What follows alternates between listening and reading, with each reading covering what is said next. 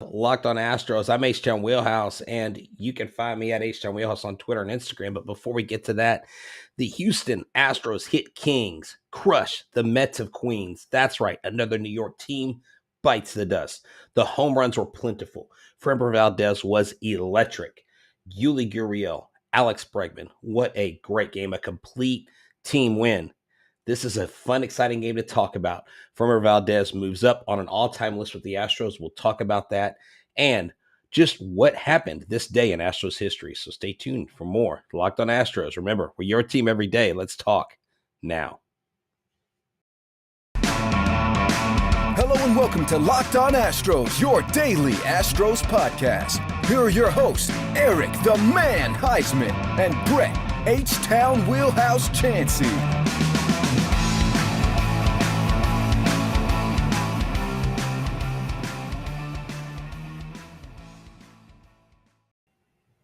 We are Locked on Houston Astros, and we are your daily Astros podcast. I'm Htown Wheelhouse. You can find me on Twitter and Instagram at Htown Wheelhouse. You can find me at Stros411 on Twitter, Instagram, and Facebook. Always positive, always Stros. You can find the show at Locked on Astros on Twitter, Instagram, and Facebook as well. Follow us on all platforms. Subscribe to our YouTube channel and our co-host, Eric. Find him at Eric Talks Stros on Twitter. Tonight's episode is brought to you by Sports Card Investor. Man, Astros fans, I've got something that you're going to love. Today's episode, this Sports Card Investor app title sponsor welcomes you to the world of card trading reimagined. Stay tuned later in the show for more information on this awesome new tool for collectors. You're going to want to check out the Sports Card Investing app that we want to send you to. Remember to make us your first listen every single day. Now, before we get to the game, I think we need to do the honors and tip of the cap to Mr. Craig Biggio. On this day in 2007, Craig Biggio got his 3,000th hit at Minute Maid Park, and Carlos Lee hit a walk-off grand slam to win that game. It was an epic game, if you recall. He actually got thrown out by former Astro Willie Taveras at second base, but nonetheless, he got credit for the hit. Craig was always trying to extend doubles. He was always hustling. He was always dirty. He had more pine tar in his hat than a pine tar factory, and it was a phenomenal game, a great memory. So tip of the hat to you, Mr. Biggio. We'll never forget Mr. 3000, the original Hall of Fame member of the Houston Astros. Yes, definitely. We are going to talk about this to see our offense clicking. You'll love to see it. Brad says we are 3 innings away from a sweep. We're going to talk about that. Now, Mr. Corona, we're going to have to hit this subject later, but I think things may be changing. He says it's good the Astros didn't score 10-plus runs because it would have been an automatic loss tomorrow. Yeah, they're only 4-12 when they score 7 runs or more the next day. But I think this is going to be different. They had an off day. Their families were in town. This New York series now, they can have a winning record no matter what happens from here on out. No matter if they win or lose tomorrow or win or lose Thursday, this 9-game series, they will have a winning record. So let's get into the scoring for this. So this is how we're going to order the show. We're going to talk about the Astros scoring. Then we're going to hit on Framber Valdez. And then we're going to talk about the lineup changes. And then after that, we're going to talk about Yuli and Alex, just turning things around and some fun facts about the game tonight in the series. So let's start with the scoring. Man, don't you love a 4-spot? I mean, this team, they actually in all 4 of the Yankee games scored 3 runs first before the Yankees even touched the ball. And we'll talk about a fun fact in relation to scoring. But here's the deal. The first inning, Jose Altuve got a leadoff walk. Pena was safe on a failed double play. He beat out the throw. The call was overturned. He was initially called out. That changed the trajectory of the game. Yordan Alvarez singled. His single, that ball wasn't even in the strike zone. It was out, down. It was basically, he reached for that. He golfed it. Pena got to third. And then what do you know? Guess what? Alex Bregman gets up and boom, he hits. Alex Bregman gets an RBI. Yordan goes to third. It's 1-0. So with men on scoring position, Bregman typically is good with that.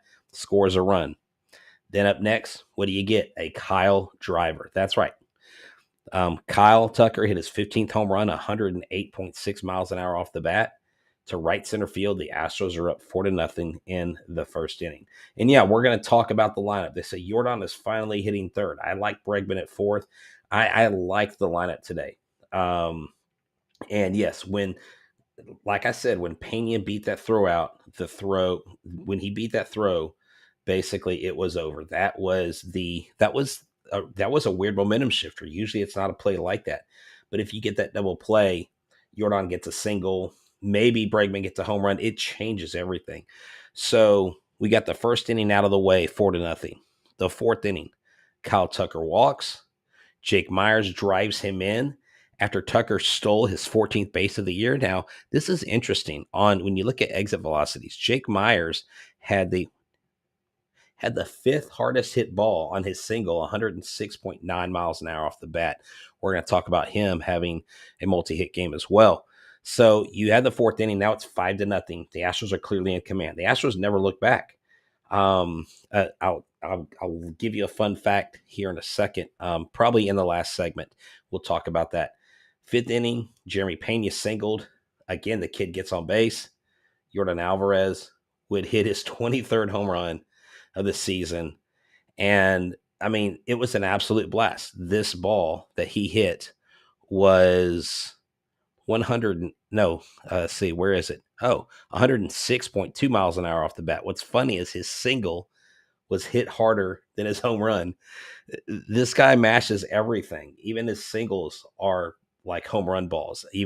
Just absolute scorches the ball. So Alex Bregman would single then. Yuli would step up to the plate, and Yuli Gurriel would hit a 2-run home run. His sixth of the year. At this point, it's 9-0. And that's all the scoring they would need. The first 5 innings, they put up a 9 spot. They're done. I mean, the Astros are making mincemeat of this Mets team. The Mets are the highest scoring offense in the National League. I mean, it is unbelievable what this team is doing. Brantley's on the shelf, and we still don't have McCullers back. We still don't have Odorizzi back. We got Paredes back. We'll talk about that. Still some concern. Doesn't seem like much has gone there. And I'll go ahead and hit on this now because they're asking, what did Dusty switch the rotation? Something to do with Luis Garcia. I believe it was his turn to pitch on Thursday. And then I think the Yankees didn't want to show us Garrett Cole twice in probably a week and a half. So they switched it to Severino because they had a day off. They have a day off somewhere there. So it was probably more of a chess move and a coaching move. You probably don't want your two aces facing off before they really have to. So I know for the Astros, they wanted to give everybody on their same rotation.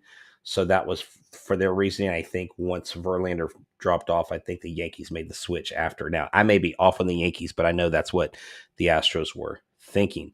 So with all that being said, I want to talk to y'all about something really cool, Sports Card Investor. Sports Card Investor is for people that collect baseball cards. Now, if you're not into baseball cards right now and you're not familiar with it, this is a great app. It's free. Get it in the Apple app. You can get it on Android, wherever you get apps. Go get the Sports Card Investor app. Download it. Look for the top cards. Type in your favorite player's name. See if their card is trending up or down. Hey, if your favorite player is trending down, go buy him while he's low. And then when the Sports Card Investor graph shows him going up, go sell it. It will help you keep track of everything that's being sold and being turned around. They now have over 630,000 cards in the app. Not just MLB, but every sport you can imagine, and Marvel cards. So, welcome to the Sports Card World Reimagined. They have your favorite sports cards. Google Play, Apple App Stores. The Sports Card Investor app is a must-have for all baseball fans. Make sure that you make Sports Card Investor your go-to place to get all your sports cards and find out the values of the cards you have so you can sell them and maybe get tickets to a game. Anyways, check out sportscardinvestor.com today. Check out the app. Go grab it. All right, so let's get back to talking now. You guys are over here having a great conversation. I love it when we're in here, when we have this, and you guys throwing stats for me. This is amazing. Oh, yes. A little side note before we talk about Framber Valdez. Samuel, thank you so much. Samuel listens to pretty much every show, I believe. And when we go live, he's always here. He says, Forrest Whitley was electric today. 3 innings, no hits, and 5 Ks. Unbelievable. Yeah, Forrest Whitley is pitching out of his mind. Let's hope that he continues that, because let him get 2 or 3 starts of rehab under his belt in AAA, and myself and Lindsey Crosby of Locked On MLB Prospects, Locked On Farm, will do a breakdown of Forrest Whitley, where he's at, how he's going to progress, where we expect him to help the team. So speaking of pitching, Framber Valdez, I mean, this guy just pitched the most scoreless innings that he's ever pitched in his career, 8. It's a shame that he didn't get credit. Well, I guess he pitched a shutout, but I don't know that he gets credit for the shutout because of the 1 run. Maybe he does get a shutout, quote unquote, because no runs were scored on his watch. But no runs, 5 hits, 4 Ks, only 2 walks. Guys, he has a quality start streak of 12. Now, the Astros have a top 5 list, and Todd Callis and Jeff Blum showed this on the show. Justin Verlander is number 1 with 14 quality starts in 2018. And number 2 is Wandy Rodriguez with 13 in 2010. Oh, I remember those years. Wandy was one of the only bright spots on those teams. Then he ties with this 12. He ties Roger Clemens and Roy Oswalt with 12 straight quality starts. Those both happened in the 2005 season. The beleaguered first World Series where we got blanked, we got swept, we had pitching, we had no hitting. So Framber Valdez is now in elite company. He induced 2 more double plays. He has 13 on the season. And it is just one of those things that I'm thinking right now. Justin Verlander easily gets in the All-Star game. I think you got to consider Framber Valdez as well. I think you got to take 2 starters. You got 2 relief pitchers and 2 starters. I'll talk about the relief pitchers later. But then in the 9th inning, we had Enoli Paredes come in. Now, Enoli Paredes, I want to talk to you about this for a second. I don't want to camp out on this per se, but he has always, I've always described him as having a live arm. His arm is electric. His stuff is, I mean, it's fantastic to watch, but you don't ever know where it's going. If you watch him pitch, I watched him pitch 2 or 3 different times in Sugarland last year and this year. His plant foot never lands in the same spot. His release point on the pitches he throws don't seem to be in the same place. He's just so erratic, and he doesn't, I don't know what it is. I don't know if it's mental. I don't know if it's adrenaline. He doesn't know how to calm down, but he's got the stuff. He's electric. And someone compared him to Brian Abreu. But Brian Abreu's wildness wasn't because of his herky-jerky motion, his plant foot. His control issues were simply because he threw so hard, and his release point was the issue. He got that down. He's become a much better pitcher. Yeah, we're going to get to Bregman. We're going to get to Yuli. We're going to get to these things here in a second. But Enoli Paredes came back, and he came in the 9th, and, I mean, he was killing it down to Sugarland. He had 31 Ks and 16 walks down there. He walked the first batter. He gave up a hit to the second batter. He allowed bases loaded, got a bases loaded walk, ended up getting the final out of the game. He got 3 outs. He gave up 1 run, but he just looked like that's the reason why Enoli Paredes got sent down to the minors. So maybe nerves, maybe New York, who knows? But he was given a 9 spot. And I literally said on Twitter, I'm really glad we have 9 runs right here. We don't need some kind of Yankee type comeback here. Now, this is the Mets, y'all. This is the Mets. Do you realize that this is the highest scoring offense in the National League? And we have only given up, 5 runs? 5 runs to this team in 3 games? And they're the highest scoring offense in the National League? I'm sorry, but if this is what the National League has to offer, and the Astros get to the World Series, I don't see how the Astros can lose. Now, we got to get there. Okay, I'm not saying that we can't. I'm not saying that we're just going to walk. It's just going to be a walk in the park. The Yankees are definitely going to be ready to play. The playoff teams that make it are definitely going to be motivated. But I don't see anybody beating this team. When everybody's healthy, y'all need to watch out. Now, let's talk about the lineup changes, and we'll get into the offense. So we're going through steps here. I see a lot of you guys are talking about Tucker and stuff, and I appreciate that. But with one of us here, it's a little harder for me to juggle throwing up y'all's comments here and there. So I'm definitely not ignoring y'all, okay? Now, that is exactly what we said, and the Braves took us out in the World Series. Mr. Corona, excellent point. Now, I think this year is different. If everybody can get on the same page and everybody can start hitting and Bregman and Yuli turn it around like we're about to talk about, I just think this team is going to be better this year than they were last year when they get to the playoffs. I just do. I think they're going to add some sort of piece at the trade deadline. I have no idea what. I'm going to try to do a special show in the next week or two. I'm going to try to wait till Eric comes back. I don't know if our schedules will match up, but I want to talk about trade targets for the Astros at the trade deadline. So let's look at the lineup changes. Dusty Baker today went with Altuve, Pena, Alvarez, Bregman, Tucker, Gurriel, and then Bregman, Tucker, Gurriel, Jake, and Maldonado. Who did I miss there? I just missed somebody. Sorry. I'm going to correct myself on that, boys. My bad. Okay, so Altuve, Pena, Alvarez, Bregman, Tucker, Gurriel, McCormick, Myers, Maldonado. Okay, I didn't type McCormick for some reason. Okay, so McCormick gets recalled. He didn't actually leave. He was still in New York, so he just got back with the team. Yuli Gurriel has a multi-hit game.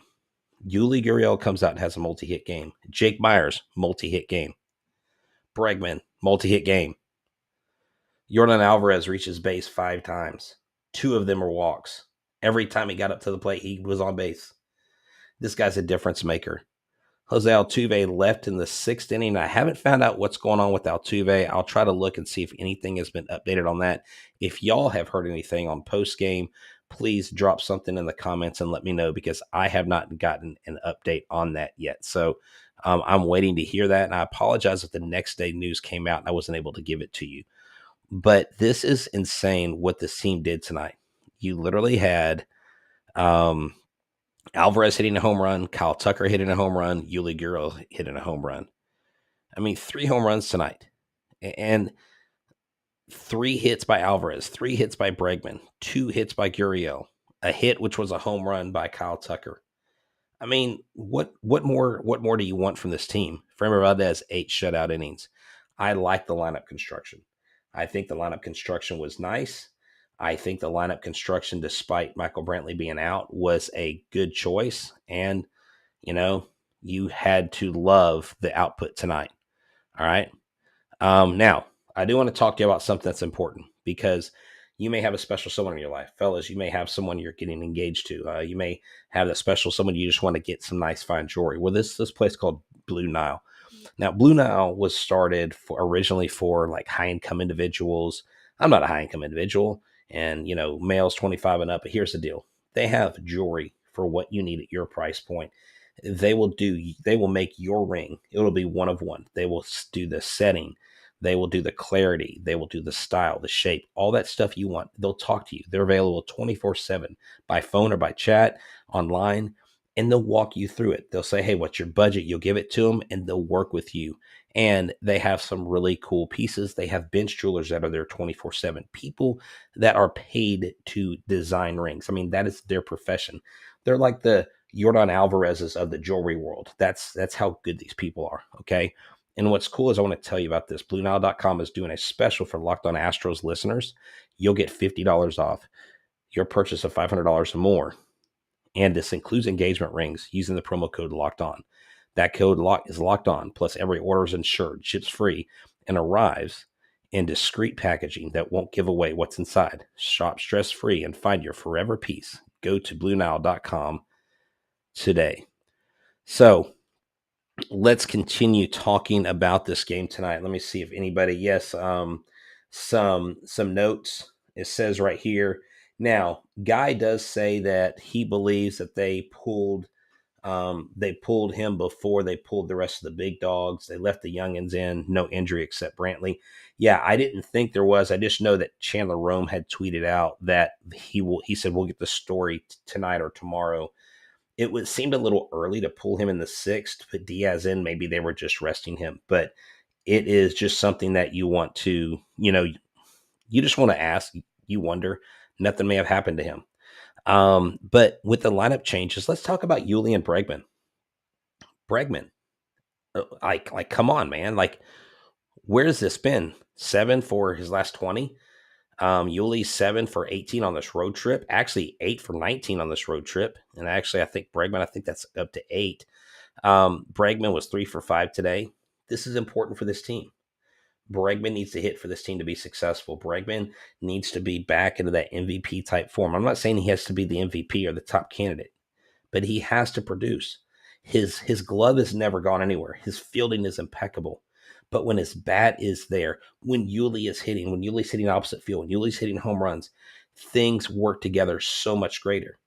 And he right here, Mr. Corona said, I think Yuli had enough of people wanting him to be traded. Exactly.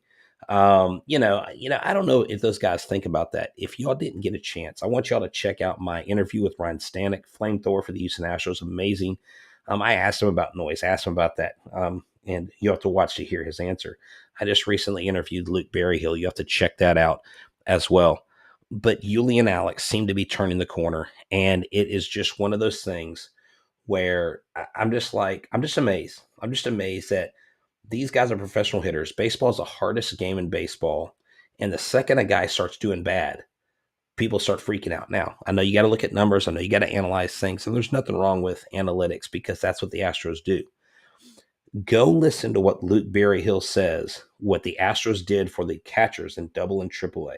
Just go to the Luke Berryhill interview. You got to go watch. If you haven't watched it, you need to go listen to what he says about what the Astros did last week with him. It's really cool. So we've talked about Framber Valdez's 8 shutout innings. We talked about the concerns with the Noli Paredes. But our bullpen is so killer, dude. I mean, really, this bullpen is lights out. Let me give you some numbers that I get from the Astros. They send out numbers before games, and I get those right here. The Houston Astros relief pitchers. Man, I tweet way too much. The Houston Astros relief pitchers have an ERA of 2.75, best in the majors. They also rank second in opponents' batting average, 207, third in save percentage, 77.8%, third in home runs per 9 at 0.62, and fifth in whip. I mean, this relief corps staff is unbelievable. They do a phenomenal job, and you love to see it. So let me get back here. Sorry if I'm looking away from the screen. Yes, the rotation's phenomenal. You don't even have Lance back. Odorizzi looked good. I can't wait to see if he gets another start or not down there in Sugarland. But let's talk about some fun facts, okay? Fun facts. In this New York Super Series, as I'm calling it, the Astros have not had their opponent step into the batter's box where the opponent had the lead. Despite the walk-offs by Aaron Judge, the opposition in these games has never had the lead. So the second the Mets step in the batter's box, or the second the Yankees step in the batter's box, they've never had the lead. We've led this entire series, both of them. We've dominated them. Okay? This win ensures a winning record versus the New York teams, and the Mets are the highest scoring offense in the National League. And in these first 3 games, we've only given up 5 total runs. 5 runs to the Mets. That's it. Our starters only gave up 7 hits to the Yankees. That's it. It was the relief pitching that fell apart, some lucky hitting, and things like that. But yeah, when we get Odorizzi back, when we get Lance McCullers back, will they do some platooning or what they call piggybacking? I can see that. You've got a hard-throwing right-hander down in Sugarland in Hunter Brown, who's got electric stuff. Hunter Brown will probably make an impact. There are 2 names I want y'all to pay attention to. And if you're in Houston, you need to go to a Sugarland Space Cowboys game. You need to look at their promotions. You need to look at the bobbleheads they have. Tomorrow night, I will share. I will actually start a giveaway tomorrow night with the special bobblehead. I'll announce it here on the show. It will involve Twitter and our email again, and we'll do another giveaway. I have a really cool bobblehead for a certain second baseman to be named later. Anyways, you need to get to Sugarland. You need to watch for Sean Dubin to pitch. You need to watch for Hunter Brown. Okay, those are the pitchers. The hitters, go watch Emmanuel Valdez rake. Go watch Yonder Diaz hit. I mean, these guys are crushing it. Corey Julks, a local product from Friendswood, from Clearbrook High School. This kid's crushing it. I mean, they've got some electric baseball going on in Sugarland. If you haven't been, go. It is so cheap. It's not expensive at all. Heck, you can get lawn seats. But if you're there and you're on Twitter, hit me up. See, I might be there. I go to as many Space Cowboys games as I can attend.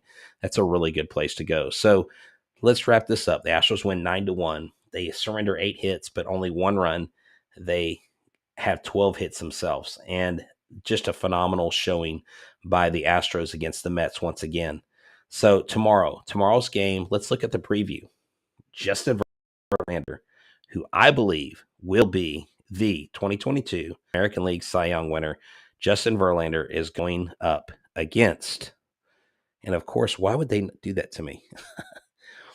I flipped to the game, and then they took off the matchup. Okay, I believe it's Williams was the last name there. I'm going to get it real quick. So I apologize if you're listening and you're like, hey, how do you not know the Mets starting rotation? Look, I'm always positive, always Stros. I'm positive about this. Whoever Justin Verlander's facing tomorrow, he is going to. Oh, here it is. Tajon Walker. He's 6-2. Thank you. 3.03 ERA. I thought it was him. I wanted to make sure. I didn't know if it was Walker or Williams when I looked at it. 6-2. He has 49 strikeouts, a 1.21 WHIP, a 3.03 ERA.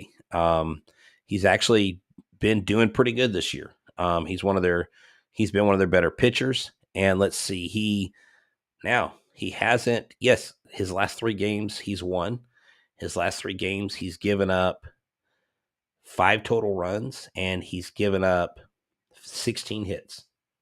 This guy's got 16 hits and 5 runs. I think this club could do, I mean, if they get 16 hits and 5 runs, if we get 16 hits, we're definitely scoring 10 runs. So I think the Astros can easily come into this game and help Justin Verlander get another victory under his belt and win and beat the New York Mets. All right. So why don't we do this? I'll talk a little bit about catching, first base, and all that stuff. I know a lot of y'all are asking about it. So you ready to say sign Contreras. I understand that. I understand your want for Contreras. Contreras is a rental. You'll only have him for half a season. You're not going to sign that guy long term. I think there are too many guys in our system that the Astros are counting on. And unless you think Contreras ends up making a long-term solution and you keep him after the half year, then I don't know why you would go get him, because what are you going to do with Castro? Everybody's like, well, DFA Castro. Maldonado, he's not going to play a backup role. He's just not. And that's what I'm trying to get people to understand is it may make sense to bring a Contreras in and start him and let him be the guy and put Maldi as a backup, but it's not that easy. When Maldonado commands the presence he does in the clubhouse and the respect, you don't just remove him. So Contreras is going to cost us too much in the farm system, especially if he's a rental. Even if you lose him, you probably get a compensatory pick, but that doesn't make up for what you lose. Our system is not deep. We can't afford to lose good players for a half-season guy. I think the cost outweigh the benefits of Contreras, but the last time a catcher made a huge impact in a World Series, I mean, this team didn't have Martin Maldonado when we won in 2017, okay? And he didn't have a great catcher when we won in 2017. The catcher is not the linchpin in everything. When this lineup is doing this, it doesn't matter. I mean, have we talked once about Maldonado tonight? We haven't. You know why? Because this team picked him up in his lack of bat, and it didn't matter. Point taken. I mean, I'm sorry. I mean, you may disagree with me, but go watch the Luke Berryhill. You'll understand that Maldonado, the team of analytics, all the people in that clubhouse, they depend on him. When Chris Javier says he was calling the pitches I was thinking about, that means that they have the system in place. But that means that Maldonado helps direct it in a good way. Oh, you don't think we would get a compensatory pick? Okay, right here, Charlie says, well, I'm just thinking off the top of my head. He says, I don't think we would get a compensatory pick for Contreras anyways, because we have to have the free agent for for the full season. Thank you. Yeah, I wasn't. I was just thinking, okay, if we lose him, maybe we get something. And you're correct on that. Thank you for correcting that. See, here's the thing: we're locked on Astros. We're your team every day. We don't profess to know every single thing, and I don't profess to retain every bit of baseball knowledge. So we appreciate when you help us out. Some people can be a little brutal with it. Some people can be a little harsh with their criticism, but I appreciate you guys helping us out anytime. It is one of those things where we really depend on you guys. Right here, I've heard that Yonner Diaz is adequate at catcher, but will play first. Diaz has been playing first. Corey Lee has been playing first. Barry Hill has been playing first down in Corpus. Barry Hill's also played left field. So you have a lot to look forward to. Now, let's look ahead beyond the Astros series, and beyond the Mets series. Thursday, are you going to be there? Are you going to be at the Yankees Astros game? I know a guy who has two thumbs and going to be there. This guy. That's right. It's going to be an awesome game. So I was not going to miss that game for the world. Our remaining schedule going past the Yankees on Thursday, I think our schedule gets a little easier, kids, and that's not a bad thing. I'm not crushed about that. The Angels, the Royals, the A's. We have the Yankees for a doubleheader. Y'all better show up for that. The Mariners, the A's, the Mariners. That's all of July. I mean, it's like an onslaught of, and then the Red Sox. Now, look, the Red Sox have been playing out of their mind, but they haven't really been playing any winning teams. So I don't know if that's false, like false fool's gold or what. But here's the thing. Yeah, definitely Jay will do that. Jay says, let's meet up. Fifth inning, middle of the fifth inning, St. Arnold's Brewery, left field. I'll meet you there. Come say hi for us at Locked On Astros. And Jay will be there as well. The Red Sox, the Guardians, the Rangers. Sorry, I don't mean to laugh. No disrespect. The A's, the White Sox. Okay, then it gets a little touchy towards the end. White Sox, Braves, Twins, Orioles, Rangers. Okay. So White Sox, we got their number. Braves, World Series rematch, of course, a lot of hype. The Twins, Carlos Correa is going to be here. And then that wraps up the end of August. And let's look at September. Angels, Rangers, Angels, Detroit, A's.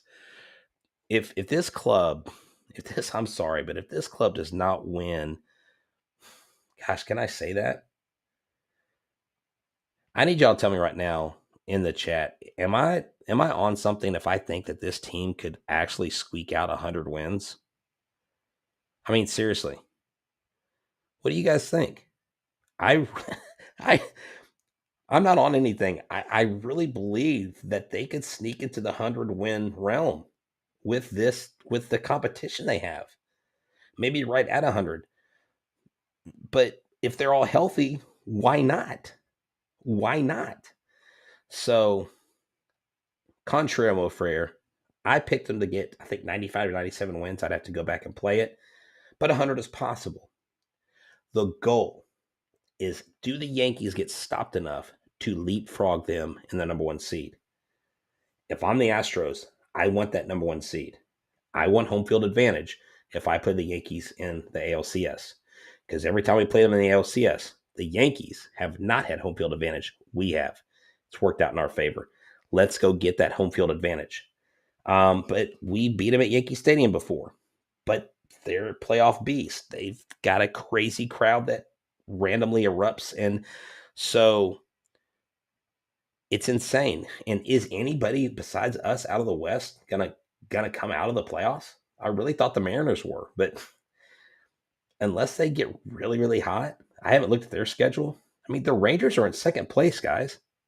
The Rangers are in second place, and they're under 500. Our division went from, it's competitive, to that's the Astros and everybody else.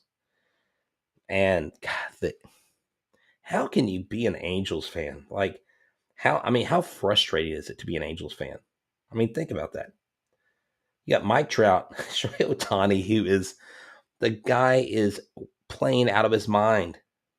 I mean, that guy needs to be in an Astros uniform. That guy needs to be in the Mets uniform. He needs to be in a uniform of a team that competes. Like he needs to be on the Dodgers. I mean, I'm sorry. Like I know I hate the Dodgers, but he needs to be on a team that competes. So does Mike Trout. Anyways, at the end of the day, the Astros are in command of AL West. Remember, I said the sage, the prophet. I said I wasn't a prophet the other night, but now I'm changing my mind. Mid-May, the Astros take over the AL West. Then they never look back. They haven't even come close to looking back. This was a great game. This was another great win. Again, if you didn't get this, if you didn't see it, go watch the Ryan Stanek interview. It's phenomenal. It was so cool. I reached out to him just on a whim. He started messaging me back, got a hold of him. He contacted me. I sent him a link to his hotel room, and on the off day, he did me the honor of giving our show the interview. I'm bummed that Eric wasn't here, but hey, Eric is enjoying a cruise. If you follow him on Twitter, you've seen the pictures. So he's out having fun, getting some rest. And for me and for Locked on Astros, we're your team every day. I just want you to know that we want you to always make sure that you go to MLB prospects, because right around the corner is the MLB draft. And make us your first listen every day. Make them your next listen. The next episode, we're going to talk about how the Astros possibly sweep the Mets, but I don't know. We'll let things happen, right? If this offense does what they're been doing and the pitchers keep doing what they're doing, I can clearly see the Astros winning the fourth game in a row against the New York Mets. So make Locked On MLB Prospects your second listen. Host Lindsey Crosby is a prospect encyclopedia, and he's going deep on the MLB stars of tomorrow. It's free and available wherever you get your podcast. Look, here's the deal. We've got players to look at for the trade deadline. We've got Michael Brantley to get, back healthy again. And the Houston Astros, I think, are the team to beat. And until we get taken out of the ALCS, until we get taken out of the Fall Classic, we are still number one. So you guys make sure that you listen to our show, tell your friends about our show, and make sure that every day you turn on Locked on Astros. I'm Htown Wheelhouse. Who's here tonight? Who's not here tonight? Eric the Man Heisman. He sends his best.